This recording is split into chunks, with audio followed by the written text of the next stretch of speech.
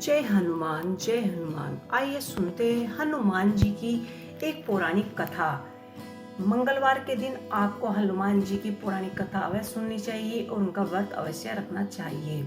व्यास जी ने कहा कि एक बार नमो शरणाया तिथि में 80,000 मुनि एकत्रित होकर पुराणों के ज्ञाता श्री सूत जी से पूछने लगे कि हे हनुमान, आपने हमें अनेक पुराणों की कथाएं सुनाई हैं। आप कृपया करके हमें ऐसा व्रत और कथा बताइए जिसके करने से संतान की प्राप्ति होती है तथा मनुष्य को रोग शोक अग्नि सब दुखों आदि का भय दूर हो, क्योंकि कल युग में सभी जीव की आयु बहुत कम है। फिर इस पर उन्हें रोग चिंता के कष्ट लगे रहते हैं, तो आप फिर वह श्री हरि के चरणों में अपना ध्यान कैसे लगा सकते हैं। श्री सूत जी के बोले कि हे मुनियों, आपने लोक कल्याण के लिए बहुत ही उत्तम बात पूछी है। एक बार युधिष्ठिर ने भगवान श्री कृष्ण से लोक कल्याण के लिए उत्तम प्रश्न किया था। भगवान श्री कृष्ण और युधिष्ठिर का संवाद तुम्हारे सामने करता हूँ, ध्यान देकर सुनो। एक समय पांडवों की सभा में श्री कृष्ण जी बैठे हुए थे। तब युधिष्ठिर ने भगवान श्री कृष्ण से प्रश्न किया है कि हे प्रभु नंद के नंदन गोविंद, आपने मेरे लिए अनेकों कथाएं सुनाई है। आज आप कृपया करके ऐसा व्रत तथा कथा सुनाए जिसके करने से मनुष्य को रोग चिंता का भय समाप्त हो और उसको पुत्र की प्राप्ति हो। हे प्रभु, बिना पुत्र के जीवन व्यर्थ है। पुत्र के बिना मनुष्य नरगामी होता है। पुत्र के बिना मनुष्य पितृ से छुटकारा नहीं पा सकता और न ही उसका पुंगत नामक नरक से उद्धार हो सकता है। अतः पुत्र दया श्री कृष्ण जी बोले कि हे राजन, मैं प्राचीन इतिहास सुनाता हूँ, आप उसे ध्यान पूर्वक सुनना। कुंडलपुर नामक नगर था, उसके नंदा नामक एक ब्राह्मण रहता था। भगवान की कृपा से उसके पास सब कुछ था, फिर भी वह दुखी था। इसका यह कारण था कि ब्राह्मण की कोई भी संतान नहीं थी। सुनंदा पतिव्रता थी, भक्ति पूर्वक श्री हनुमान जी की आराधना किया करती थी।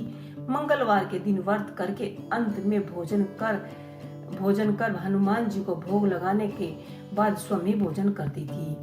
एक बार हनुमान जी के दिन ब्राह्मणी गृह कार्य की अधिकता के कारण हनुमान जी को भोग न लगा सकी, तो इस पर उसे बहुत ही दुख हुआ था।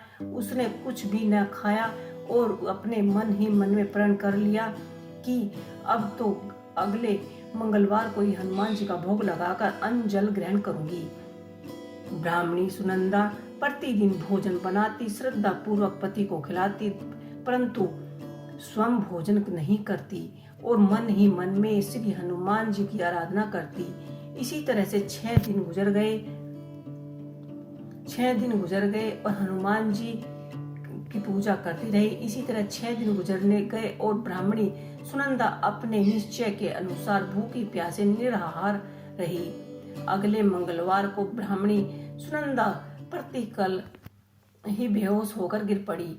ब्राह्मणी सुनंदा की इस असीम भक्ति के प्रभाव से श्री हनुमान जी बहुत ही प्रसन्न हुए और प्रकट होकर बोले कि सुनंदा, मैं तेरी भक्ति से बहुत ही प्रसन्न हूँ, तू उठकर जो वर मांगना है वर मांगो।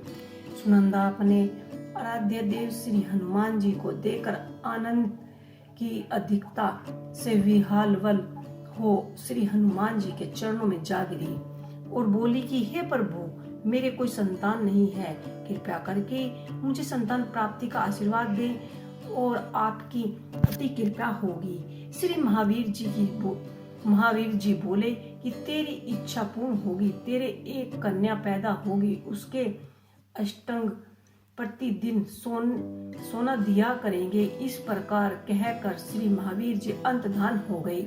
ब्राह्मणी जी सुनंदा बहुत ही हर्षित हुई और सभी समाचार अपने पति को कहा। ब्राह्मण देव कन्या का वरदान सुनकर कुछ दुखी हुए, परंतु सोना मिलने की बात सुनी तो बहुत प्रसन्न हुए। विचार किया कि ऐसी कन्या के साथ मेरा निर्धनता भी समाप्त हो जाएगी। श्री हनुमान जी की कृपा से वह ब्राह्मणी गर्भवती हुई और 10वें महीने में उसने बहुत ही सुंदर कन्या की प्राप्ति हुई। यह बच्ची अपने पिता के घर में ठीक उसी तरह से बैठने लगी जिस प्रकार शुक्ल पक्ष का चंद्रमा बैठता है। 10वें दिन ब्राह्मण ने उस बालिका का नामकरण संस्कार कराया। उसके कुल पुरोहित ने उस बालिका का नाम रत्नावली रखा, क्योंकि वह कन्या सोना प्रदान किया करती थी। इसी कन्या ने पूर्व जन्म में बड़े ही विधान से मंगल देव का व्रत किया था। रत्नावली का अष्टंग बहुत सा सोना देता था। उस सोने से नंदा ब्राह्मणी बहुत ही धनवान हो गए। अब ब्राह्मणी भी बहुत अभिमान करने लगी थी। समय वह बीतता गया। अब रत्नावली 10 वर्ष की हो चुकी थी।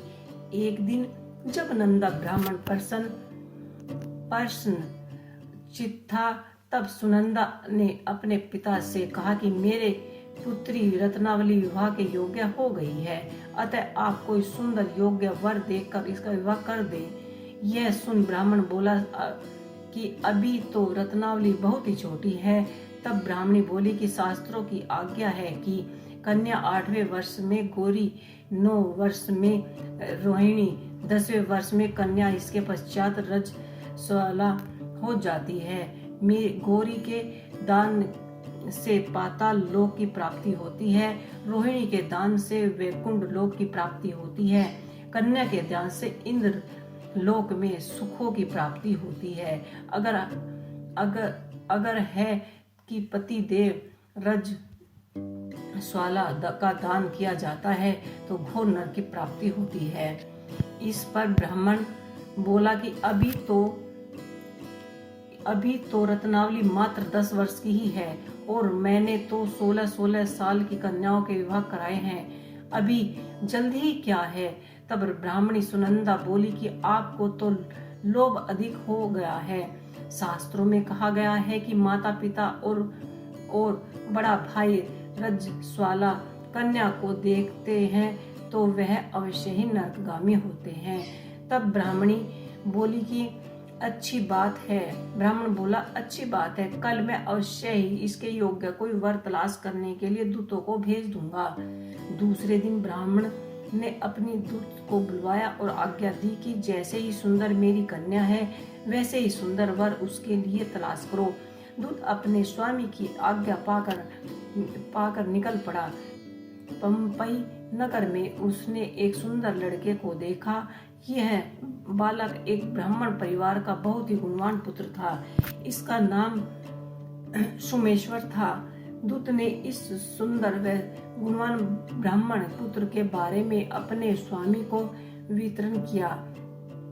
ब्राह्मण नंदा को भी सोमेश्वर अच्छा लगा और फिर शुभ मुहूर्त में विवाह पूर्वक कन्या दान करके ब्राह्मण और ब्राह्मणी संतुष्ट हो गए। परंतु ब्राह्मण के मन में तो लोभ समाया था। उसने कन्या दान तो कर दिया, पर वह बहुत खिन्न भी था। उसने विचार किया कि रत्नावली तो अब चली जाएगी और मुझे इससे जो सोना मिलता है वह अब नहीं मिलेगा। मेरे पास जो धन था, जो भी कुछ था, सब कुछ विवाह में खर्च हो गया है और जो कुछ शेष बचा है वह भी कुछ दिनों में ही के पश्चात ही समाप्त हो जाएगा। मैंने तो इसका विवाह करके बहुत बड़ी भूल कर दी है। अब कोई ऐसा उपाय हो कि रत्नावली मेरे घर में ही बनी रहे, अपनी ससुराल ना जावे। लोभ रूपी राक्षस ब्राह्मण के मस्तिष्क पर छाता जा रहा था। रात भर अपने शैया पर बेचैनी से करवट बदलते बदलते उसने एक बहुत ही क्रूर निर्णय लिया। उसने विचार किया कि जब रत्नावली को लेकर उसका पति सोमेश्वर अपने घर जाएगा तो वह मार्ग में ही छिपकर सोमेश्वर का वध कर देगा और अपनी लड़की को अपने घर ले आएगा, जिससे निर्मित रूप से उसे सोना मिलता रहेगा और समाज का कोई मनुष्य उस पर दोष की उंगली भी नहीं उठाएगा। प्रातःकाल हुई तो नंदा और सुनंदा ने अपनी जमाई तथा लड़की की को बहुत सारा धन देकर विदा किया। सोमेश्वर अपनी पत्नी रत्नावली को लेकर ससुराल से अपने घर की तरफ चल दिया। ब्राह्मण नंदा महालोभी के वशीभूत हो अपने मिति खो चुका था। पूर्ण पुण्य को उसे विचार न रहा था। अपने भयानक व क्रूर निर्णय को कार्य रूप देने के लिए उसने अपने दूत को मार्ग में अपने जमाई का वध करने के लिए भेज दिया, ताकि रत्नावली से प्राप्त होने वाला सोना उसे हमेशा मिलता रहे और वो कभी निर्धन न हो। ब्राह्मण के दूत ने अपने स्वामी की आज्ञा पाकर का पालन किया और उसके जमाई सोमेश्वर का मार्ग में ही वध कर दिया। समाचार प्राप्त कर ब्राह्मण नंदा मार्ग में पहुंचा और रुदन करते हुए अपनी पुत्री रत्नावली से बोला कि हे पुत्री, मार्ग में लौटकर लुटेरों ने तेरे पति को वध कर दिया है। भगवान की इच्छा के आगे किसका कोई वश नहीं चलता। अब तू घर चल, वहीं पर ही रहकर शेष जीवन व्यतीत करना। जो भाग्य में लिखा है वही होगा। अपने पति की अकाल मृत्यु से रत्नावली बहुत ही दुखी हुई। करुणा कुंदना रुदन करते हुए अपने पिता से बोली कि हे पिताजी, इस संसार में जिस स्त्री का पति नहीं है उसका जीना व्यर्थ है। मैं अपने पति के साथ ही अपने शरीर को जला दूंगी और सती होकर अपने इस जन्म को माता पिता के नाम को तथा सास ससुर के यश को समर्थक करूंगी। ब्राह्मण नंदा अपनी पुत्री रत्नावली के वचनों को सुनकर बहुत ही दुखी हुआ। विचार करने लगा, मैंने व्यर्थ में ही जमाई का वध का पाप अपने सर ले लिया है। रत्नावली तो उसके पीछे अपना प्राण त्यागने को तैयार है। मेरे तो दोनों तरफ ही मरण हो गया है। धन तो दोनों तरफ ही मरण हो गया है। जमाई वध के पाप से फलस्वरूप यम यातना भी भुगतनी पड़ेगी। यह सोचकर सोमेश्वर बहुत ही दुखी और खिन्न हुआ। सोमेश्वर की चिता बनाई गई। रत्नावली सती होने की इच्छा से अपने पति का सिर अपनी गोद में रखकर चिता में बैठ गई। जैसे ही सोमेश्वर की चिता को आग लग गई, वैसे ही प्रसन्न हो मंगलदेव वहां प्रकट हुए और बोले कि हे रत्नावली, मैं तेरे पति भक्ति से बहुत प्रसन्न हूँ, तू वर मांग। रत्नावली ने अपने पति का जीवन दान मांगा। तब मंगलदेव बोले कि रत्नावली, तेरा पति अमर और अजर है, यह महाविद्वान भी होगा और उसके अतिरिक्त तेरे जो इच्छा है सो वर मांग ले। तब रत्नावली बोले कि हे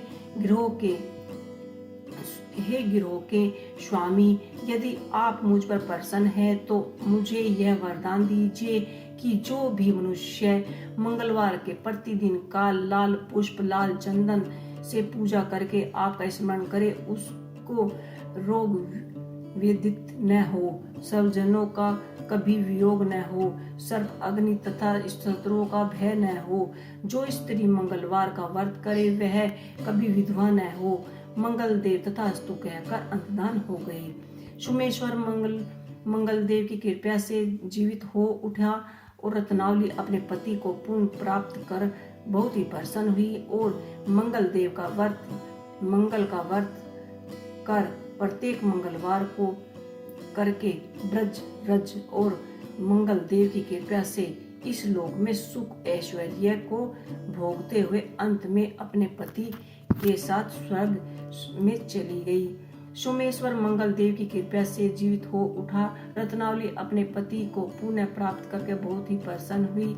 मंगलवार को करके व्रत रज और मंगल देव की कृपा से इस लोक में सुख ऐश्वर्य को भोगते हुए वह अंत में अपने पति के साथ स्वर्ग लोक में चली गई। तो ये थी मंगलवार की व्रत कथा। ये बहुत ही पुरानी कथा है। जो भी लोग मंगलवार के दिन स्त्री या पुरुष इस व्रत को करता है उसकी सभी मनोकामनाएं पूर्ण होती है। जय हनुमाना।